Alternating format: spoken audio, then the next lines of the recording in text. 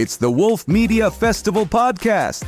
Today's guests: Director of Staycation and Quarantine, award-winning director and producer, Russell Emanuel. And now, here's your hosts, Richard Wilmore and Jacquelynn Wolfheart. Welcome, everyone, to the Wolf Media Fest podcast. Today, we have an award-winning independent filmmaker joining us who has truly captured the chilling essence of a historic time. Russ Emanuel is here to discuss his short film, Quarantine, which recently swept Wolf Media Fest awards for Best Director, Best Lead Female, and Best Lead Male in the Thriller Short category. So if you can say that 5 times fast, you also win an award.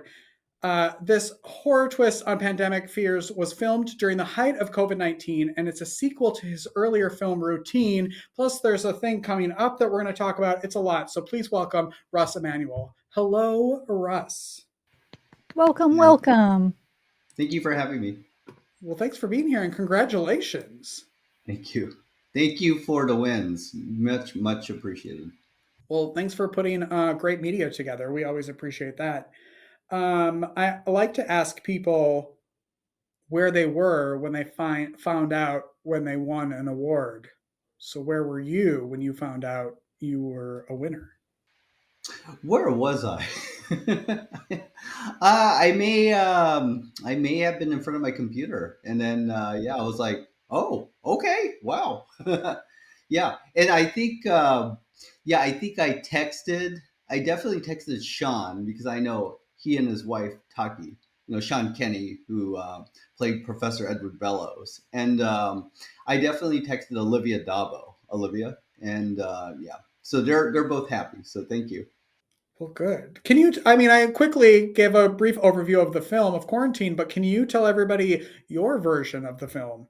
Well, we filmed that during November 2020, and if anybody remembers, that was before the vaccines, and it was at the beginning of COVID. COVID began, I think, early 2020. I guess technically, unofficially, November of 2019 or so, but we didn't know until early 2020. So when we filmed, we were under very strict SAG-AFTRA guidelines. If you remember, everybody had to be in different zones. We had to quote unquote quarantine from each other.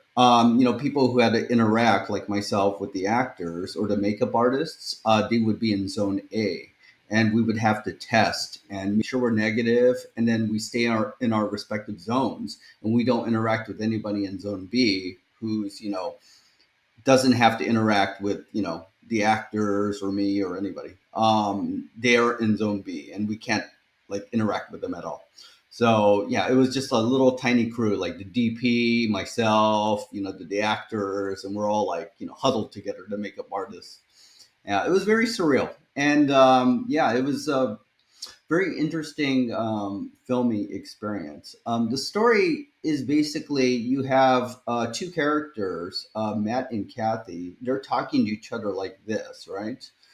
They're played by newcomers Bailey Sorrell and Jill Streicher. And, basically they're separated by continents. We're separated, I think, by 3-hour time zones, right? Well, they're separated by, I think, 12 hours. She's in Los Angeles. He's all the way, I think, in Belgium. We had him in Belgium. And they're stuck. They're quarantined. They can't leave their homes, just like we couldn't leave our homes during the COVID era. And he can't get a flight or anything. So they had to talk to each other via Zoom, our version of Zoom. And, I guess as the film progresses,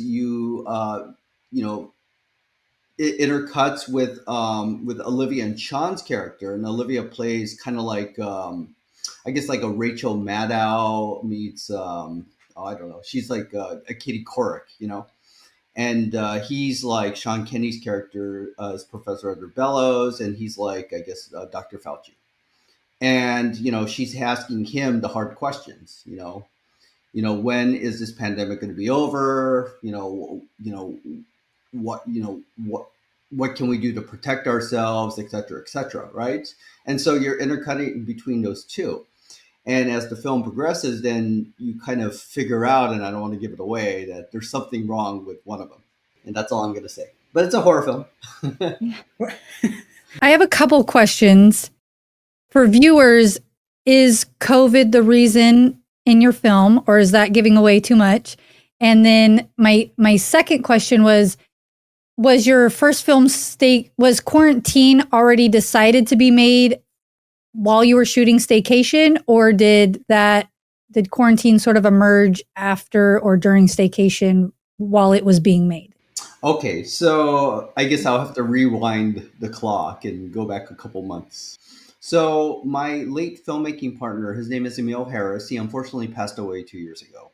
He is the writer, editor, and the DP was Quarantine and Staycation, which is the feature version of Quarantine, and the film that we began everything all the way back in early 2020, when we did a film called Routine, which was a concept piece.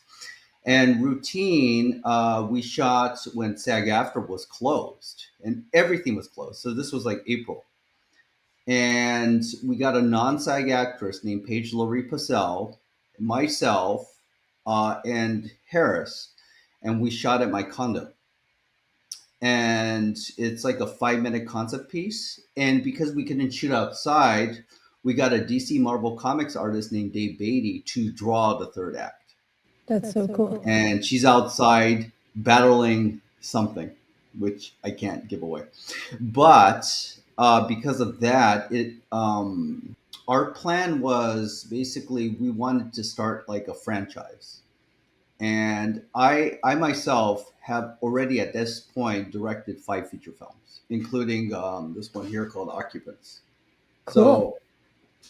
So, so I have 5 feature films, but as a director, not as a head producer. And I wanted to start something with Harris that could be a franchise and to do another feature film, which ended up being Staycation. And we just completed that. I just completed that because he unfortunately passed away. But that was in November 24, and we got distribution. It'll be out through Twin Engines Global in October 31st. Of course, Halloween, because it's a horror film, of 25. So that's what happened. But it all began in 2020. And what we decided to do, if Routine was successful, and he was the writer, and he was a brilliant writer, but we're like, okay, we got to do a sequel to Routine, right? And what can we do? And then he came up with Quarantine.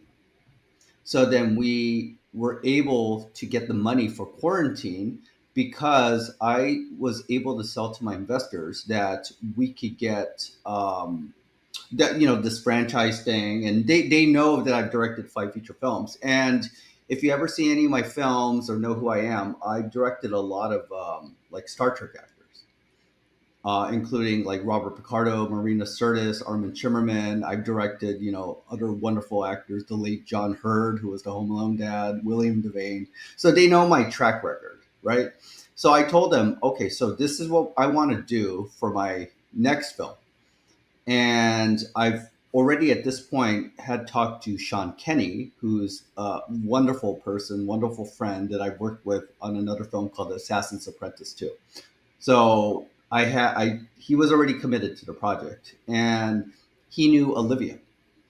And Olivia was very intrigued with this character, like a Katie Couric character. And just as a sideline, she asked, should I be British? Because she is British, right? I'm like, no, why don't you play an American? And she's like, that's fine. Okay, I'll play an American, and she's done a lot of American type roles. In fact, I just rewatched her in the Star Trek Next Generation episode, True Q, last night, ironically, but she's British, So I'm like, no, we want you to be like, let's do the American, like Katie Couric kind of accent. So that's what she did. So the investors knew that we had them attached, right? And they knew my track record with my previous film. So that's why they committed the money. And we were able to film it in November 2020. And the way I was looking at it is that was the first 15 minutes of a feature. And what we ended up doing is, because quarantine was successful in filming, we did an Indiegogo campaign, crowdfunding. Oh, okay. And we put in like certain acting perks.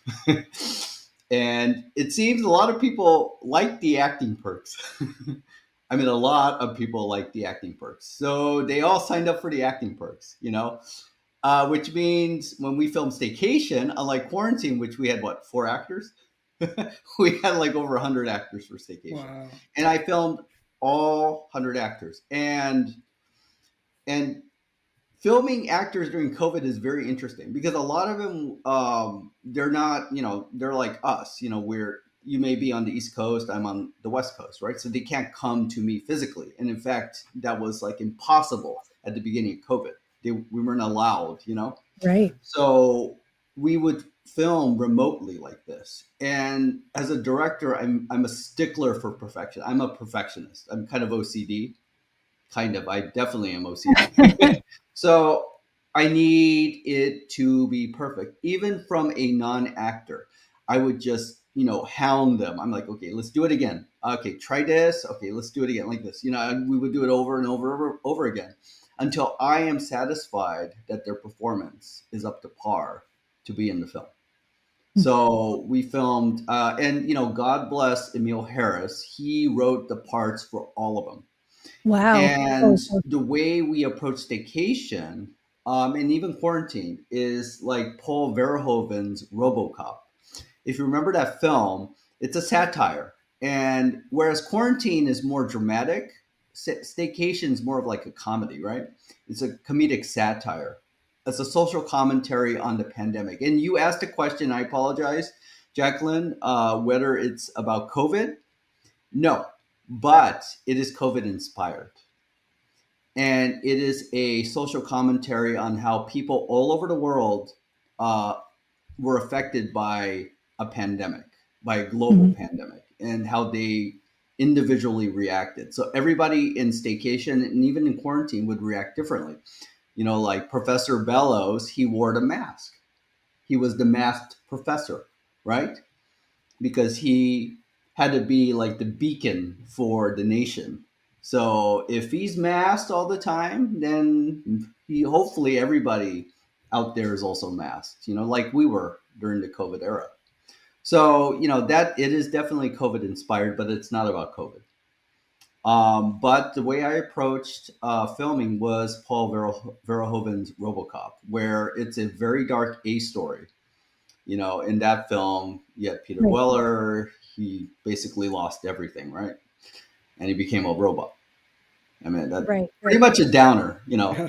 You have this lovely house, lovely family, lovely everything, and you lose it all. So what does he do? He intersperses it with these very comedic, satirical commercials and news programs, and the one that comes to mind is Sunscreen 5000, where this lady's lattered in blue goo, and it's just so ridiculous. But it makes a point. It's about, at that point, the ozone layer was, disappearing right back in the 80s.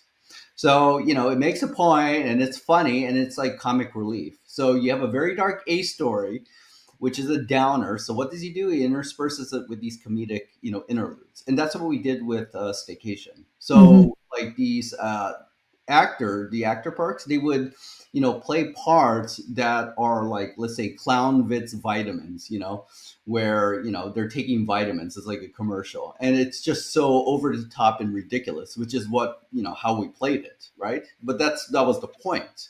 And it was making a point.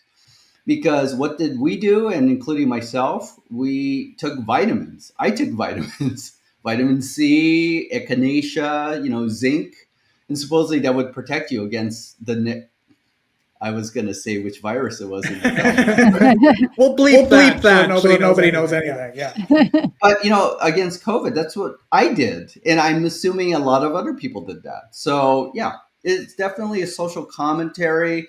It acted as comic relief, and hopefully when you watch the film, and, we have won a lot of like best comedy. I was going to say it's very so Richard doesn't get to see the things. I do get to see the things. Staycation and Quarantine, even though they kind of interlace, on topic, they are very different films. They're very different, and that was the point, though. I did that specifically for to get distribution, which, like I said, we did, so it did work. But Quarantine is the first 15 minutes of Staycation, and it was standalone, and it was meant to be standalone when we filmed it in November 2020. That was the point, right? But because it was successful, then we were able to do the rest of it, and the rest of it turned into a comedy. So you have a very dark, dramatic Quarantine, and you have a very light and satirical comedic Staycation. Mhm. And when I went to get distribution and to send it out to film festivals, I had that in mind. Basically get a 2-for-1 special kind of thing. Hopefully we get into like Your Wonderful Festival, other festivals, and hopefully, knock on wood, win. And that would then make the investors happy. They love that, right? They love it when you win, right? I mean, who doesn't? When you lose, that they're not happy, Yes. right? Yeah. When we win, they're happy. So I want them to be happy, but it also looks good when we go out to shop the film, and that's what we did. And this one, we got several offers, but this one, Twin Engines Global, under their subsidiary called Despot Entertainment, they loved the film. And we signed a deal a couple months ago. So I spent the last couple months providing them exactly what they needed. I meant dialogue lists, because you need that. It's basically, what each character said in the film, right? Because what would they do? They would then translate it to whatever language when they sell it to another market, Italy, Japan, wherever, Thailand. So, they asked for all this stuff, and, that's what I provided them. So that's where we are right now. And it will be released on physical media October 6th and on streaming platforms, pretty much all of them on October 31st to coincide with Halloween, because it's a horror film. Is it easier to film a movie about quarantine during quarantine, or was there ever a moment where you're like, should we wait to do this until we can actually interact with each other? Good So I question. took it as a challenge to film during COVID. I'm like, okay, so everything shut down and routine. When we did routine, I'm like, no, we're not gonna let this stop us. We had a plan, Harris and I, to do, films like this, right before COVID. And unfortunately, COVID then struck, and we're like, we're not gonna let that stop us. And that's what we did. We just plowed on ahead. And was it easy to film during COVID, especially the height of COVID before the vaccines? No, not at all. No, it was actually pretty ridiculous. Because we had to get a COVID compliance officer because we were SAG-AFTRA, right? Because we were working with actors like Olivia and Sean, so they're SAG. Right. So we had to go SAG-AFTRA. With SAG-AFTRA, you have to you have the zoning laws I was explaining to you, Zone A, Zone B, but also you had to do COVID compliance. So we had to get an officer. He had to get his assistant. Everybody, I remember we had one actor who came from film that came from Japan, and he had to test negative in Japan before he got on his flight, come on over, and before he gets on set, he has to test negative again. Yeah, I heard of people having to wait, like they would have to fly and then wait in a hotel for like 2 weeks before they could even. It was like 3 days or so. He had to wait in his hotel for 3 days. I think that's how the test. Yeah, they're not allowed to leave at all or anything. So it was pretty insane. And then when you get on set, you had to go through like a TSA checkpoint. Instead of taking off your shoes or your jacket, you had to. They did a body scan, to test your temperature. You had to show your phone showing that you're negative, COVID negative. And then, they have like a test you had to take the day before or something. You had to do a certification, I think, like for COVID, like COVID compliance certification form. You had to do that the day or 2 days before that. Yeah, it was pretty nuts. And remember, you have a casting crew of like 30 people, and each person takes 2 minutes That's 2 times 30. That's an hour. That's an hour to go through that TSA checkpoint. So there's one guy named Brian Hackett. God bless him. His he's the location sound mixer. He lived just down the street from where we filmed at Envision A Studios in Burbank. And he was the last one in. He was late because he ended up at the end of the line. And he was only just down the block at that point, from where we were filming. So that's the irony. So it definitely aided in efficiency. Every hour on the dot, the COVID compliance officer would say, okay, stop filming. We had to air out the warehouse. Wow. For air quality, because it's transmissible by air, right? COVID. So it doesn't matter if we're doing a 6-minute take. If you watch Quarantine, you know this. Some of the takes were long. It doesn't matter. Like 4 minutes into the 6-minute take, you go, okay, shut it down. And then we have to stop the performance. So no, it was very inefficient. Yeah. Would you do it again, or would you now know, like, maybe not the best use of time? Yeah, I'm glad we did it. We learned our lesson and hard lessons, but no, I wouldn't do it again. But ironically, because of all that, we did that Indiegogo campaign to raise the rest of the money, and we were able to do so. So it was kind of a blessing in disguise, after the fact. I'm sure Jacquelynn has questions, or maybe not, but my final question would be, can you tell people what a feature, like the definition of a feature film? Because I think some people might think, does that mean that it's widely released in theaters? Like, what does that mean? So one thing I learned through our distributor is unless you're like really high budget, it's not financially feasible for independent distributors to theatrically release films. It's just too much money. And unfortunately, I think COVID kind of accelerated this process. But a lot of people are watching films on streaming now, and they were even before COVID. But COVID kind of like, I guess mentally people were like, it's just so much easier to watch it on my big screen TV at home, and so streaming has in a sense overtook theatrical for lower independent, low budget independent films, if you will. And they explained that to me, which is why we didn't get theatrical, but we are definitely getting streaming release because that's what people are watching. So definition of a feature, well, this film is 94 minutes. This Occupants film was 81. My longest film was 102. There are features that are 70. IMDb, the Internet Movie Database, I guess their definition is 45. If you ever submit, they ask a feature or short, and if it's 45 and above, it's a feature, quote unquote, right? So I don't know. It's different definitions. For me, I guess I try to hit maybe the 80 to 90 minute mark, if you will.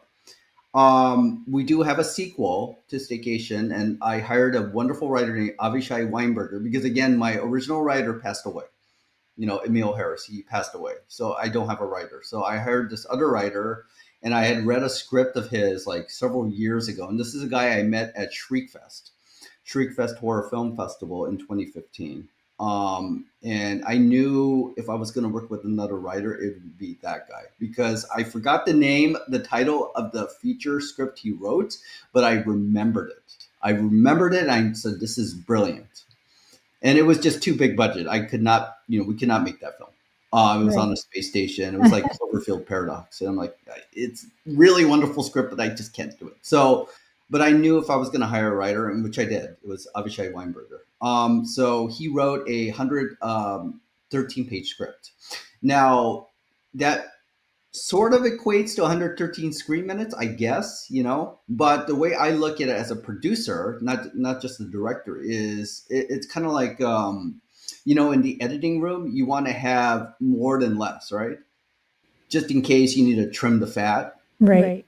So it could end up being 100 or 95 or 90. So you have that 20 screen minutes of, flexibility, if you will. And you would still end up with a 90-minute film. And that's how I look at it. So I just want a little bit longer just in case, you know. Mm-hmm. And that's how I'm going to sell it to the investors. That's how I'm going to, sell it to, whoever works on the film. This is like plan B, plan C, plan D, if you will. There are Yeah. some scenes that in my mind, maybe they could be excised, but we will still film them. From everything you're saying, I have a billion questions and I have like so many episode ideas that can come out of everything you're saying, because a point of the podcast that I want is to help educate other filmmakers and things like that. And we've only had a couple SAG and DAG people come on. Most of them are completely independent, not registered through any union or anything. So, like one of the first things that popped in my brain when you were talking about the COVID restrictions, I was already thinking already of what the SAG restrictions are and how much you, like, aside from the new COVID rules, they're very strict. Like, if you go over 1 second over this, that's a fee you have to pay and things like that. So I can only imagine now you're having to do extra cuts and extra this and extra that for COVID. Do you think that No, I think it eased up though, since the nightmare scenario where we filmed, back before, like I said, even before Moderna or Pfizer came out with their vaccines, they came out Yeah. like December 2020 or January 21, right? We filmed November 2020. Yeah. This is literally at the height of COVID. So it was like the nightmare scenario of filming. But again, I took it as a challenge and we did it. We did Yeah. it. And I'm very proud of this fact. Nobody, we had over 100 actors. Some of them are remote, but people that we filmed physically, the cast, the crew, we had a lot of crew, right? Nobody got COVID. Knock on wood. Nobody. Oh, good. Because I wanted to ask that, but I thought that would be too, like, I didn't want to know the answer if you were like, and we all ended up in the emergency room. No, nobody got COVID. I was very strict. I told people, I brought sanitizing, liquid. I told people wear the masks, please test negative. If you don't have a test, I could provide you one. And I bought like 70 Binax tests, so that we can hand it out to people to test. Yeah. No, I did everything. I did everything in my ability to protect people, because if I'm the head producer, I'm going to make sure it's a safe set. I really think I need to bring you back on for another episode of just purely educational for like you need to be a teacher on all these things of independent growers. But one thing I want to maybe end on is a reiteration that you guys had the idea for this film before COVID actually hit, or No. We wanted to make a film. Like, we wanted a franchise of something. We didn't know what. My late filmmaking partner, Emil Harris, right? Who, by the way, I worked with for 20 years. Wow. We started our films together way back in 2002. So his loss he was a good friend, and I still feel it today. His 2-year death anniversary came up a couple days ago. But we had this idea. I invested in a Netflix approved camera. It's a Panasonic mirrorless 6K camera. And so we knew if I could invest in a camera, we're going to do something. And then COVID struck. And then we had the idea. Then he wrote the idea, like, we should do something COVID inspired, but not COVID. That's amazing that you guys had such a quick turnaround from COVID hitting to you guys filming that. Yeah, crazy. That's crazy how fast you guys had to turn around. Well, we knew we had time. Obviously, we had time, right? Because we were all forced in our homes, right? I mean, we couldn't really do anything. So, yeah, we had time, and we're like, let's do something. Let's just do it. So that's what we did, and we had to think outside the box. If we couldn't film outside, we'll draw the third act. That's what we did for routine, and I had worked with a DC Marvel Comics artist before, Dave Beatty, on my film Occupants, this one here. So, yeah, I said, hey, are you available? Can you draw the third act? He's like, okay. So that's what we did. And yeah, you can't let something like COVID stop you, and if you want to make art and you really love it, and I love art, I mean, I was inspired by the music of John Williams. That's why I became a filmmaker. I can feel Mr. Williams, Maestro Williams music, he did the music for like Star Wars, Indiana Jones, Jurassic Park, Harry Potter. He did a lot of scores, right? But his music just, for me, the composer is like the unseen actor, Yeah, and to work with people like Harris, you know, um, Bill Victor Arakan, who's like Rob Peterson in the film and one of the head executive producers. Um, it just Olivia Shawn. I could go on and on. I mean, I've had just so many wonderful experiences. My parents, my husband Eddie, who's in the other room sleeping because he runs restaurants. So the restaurant business. You go to bed late and wake up late. Yeah. I'm not disturbing him, but no, it just yeah, I'm just blessed. I'm happy. Whenever I do a film, I always say team staycation, team occupants, team quarantine, because it's a team. I can't do it by myself. You know, I'm not a writer. I probably said that a billion times on this interview, but I don't write. I maybe I could direct, I guess. But I need to hire people that I trust, and I've worked with a lot of people over the years, and I would work with them over and over again. We're like family, and we're all in it together, all of us, including you two wonderful people, Jacquelynn and Richard. Thank you. I mean, you're helping to spread the word, of what I've done, and I appreciate that. So, you didn't have to award the films. I mean, your festival, not you, but your film festival. But it helps us. It helps us, and hopefully, I could help you. Like tip for tat, I guess. Yeah, I don't. yeah. Well, I for sure want to have you come back on and do like an educational. I feel like you have so much I you could be babble. teaching. No, but you have I have so too much you much. could Too be much. I have too much in my brain. You and I we'll carve out an 18-hour day and Oh we'll my God! babble with each other. More It'll be coffee. More great. coffee. Yes. Um, Yeah. but I really would like I'll message you and we'll see if we could do a more educated. I feel like you have so much to teach people.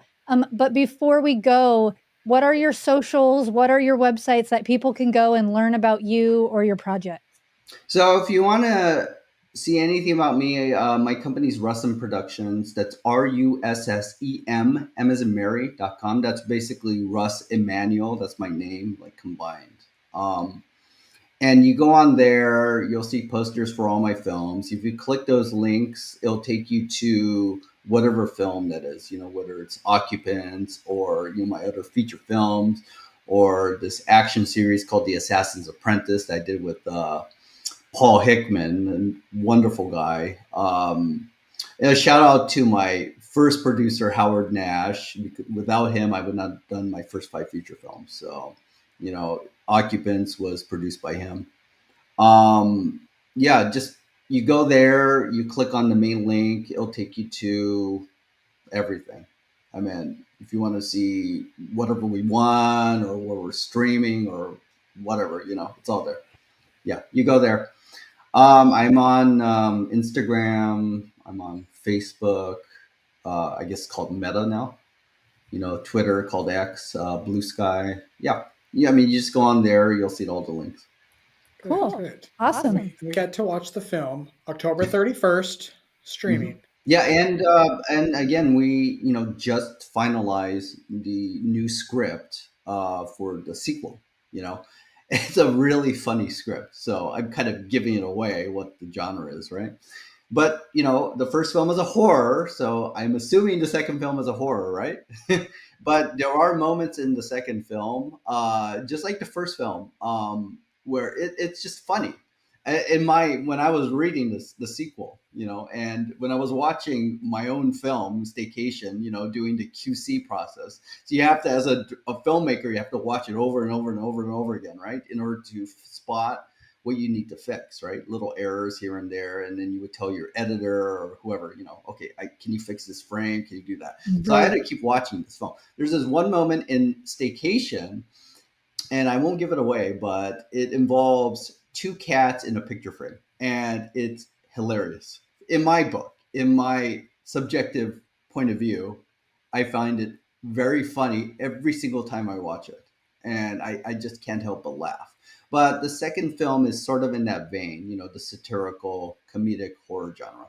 Cool. So yeah, it's there's some funny moments there that I'm envisioning how to film it, because in my mind I'm already having these ideas, just reading that script. Yeah, that's such a fun part of being a director is Yeah, getting that's what I love. That's what I love about filmmaking. It's like constructing, building a puzzle. Completing a puzzle or building Legos. I've Legos. cute. I love Legos. Yeah, it's like putting it together. And just every little part of it, from pre-production to completion to publicity. It's like you're working for the greater whole. It may take years, just like Staycation took 4 years, right? For 4 years, but in the end, in your mind, you're gonna complete it. You're gonna finish it. You're gonna finish it, and I need to finish every single film that I start. I cannot let it go by the wayside. I can't do it.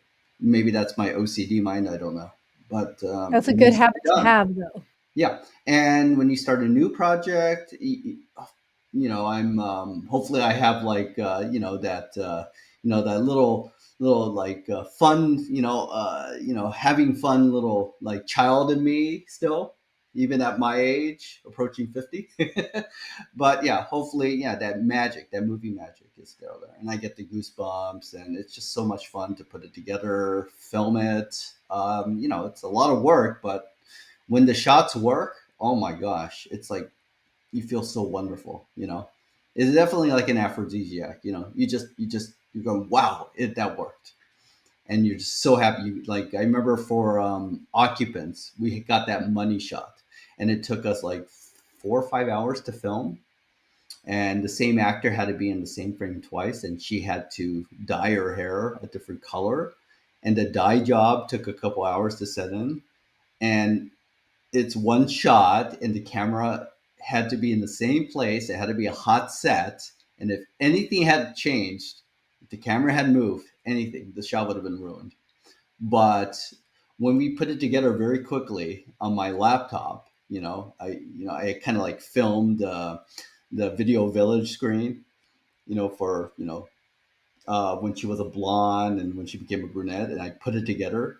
And it worked. I was like going, yes, like that. And it was just the most, that's the feeling I love, when it works. Yeah. And like, hopefully when you laugh at certain scenes, like that cat scene that I mentioned, that's the movie magic in my book that I love. So, okay, I'm done babbling. And then Russ's podcast starts next week, his own podcast, where you'll be hearing more from him. Russ, thank you so much for being here. Thank you. I appreciate it. Thank you so much. Thank you for having us. Thank you for awarding. I mean, you awarded me, so thank you for the director award. Thank you for, Olivia and Sean. They loved it for their acting award. So thank you so much. Yeah. Thank you. Thanks. Yeah, We'll keep in touch. Wolf Media Festival Podcast with Richard Wilmore and Jacquelynn Wolfheart. Produced and edited by me. I'm Jacquelynn Wolfheart. Don't forget to check out the links in the description to find ways you can connect with our guests. Thanks for checking us out today and tuning in every week wherever you get your podcasts.